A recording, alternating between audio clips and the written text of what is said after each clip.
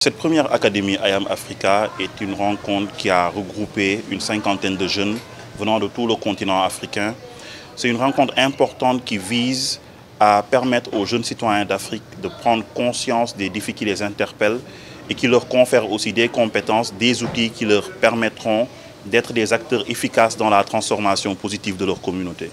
Le groupe ISM est venu accompagner cette belle initiative prise par trois entités, le Madiba Leadership Institute du groupe ISM, la Jeune Chambre internationale et le programme IAM. L'initiative consiste à regrouper vraiment la jeunesse africaine autour de problématiques qui les interpellent.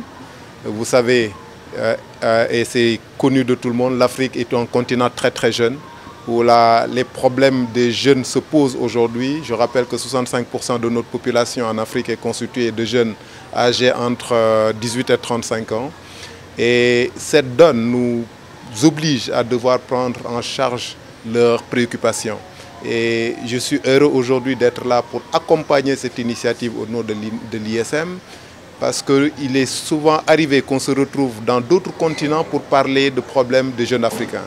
Aujourd'hui, le faire chez nous, dans nos propres pays et entre nous Africains, est un changement de paradigme qui s'opère et que nous saluons. Donc l'ISM s'est mis vraiment à accompagner cette initiative, comme je l'ai dit tout à l'heure, espérant que ça portera un souffle nouveau vraiment à la dynamique de la prise en charge des problèmes des jeunes en Afrique.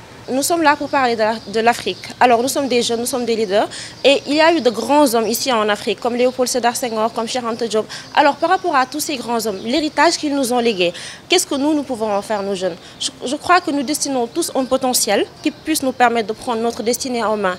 Alors, et par rapport à ça, nous pouvons tous nous poser la question, qu'est-ce que je peux faire pour mon pays? Alors comme disait ce grand homme, demandons-nous ce que nous pouvons faire pour notre pays, mais pas ce que notre pays peut faire pour nous.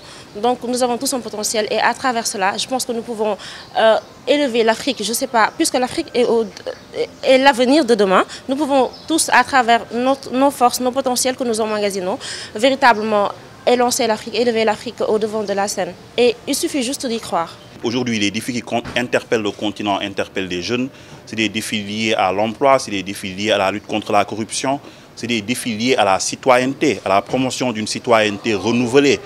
Et je pense que pour répondre à ces défis, le premier élément, la chose la plus importante, c'est partir d'une prise de conscience.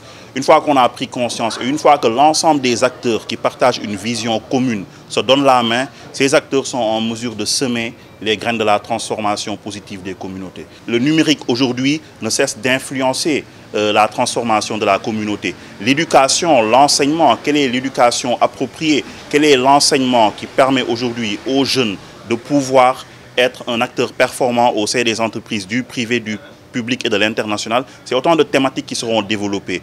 Et nous allons aller le plus loin possible en faisant en sorte que cette première promotion-là dispose de l'ensemble des outils, de l'ensemble des réflexions qui leur permettront de retour dans leur pays, non seulement d'agir, mais aussi de se donner la main entre eux. Parce que c'est à travers des synergies que l'on parviendra à créer les conditions du changement.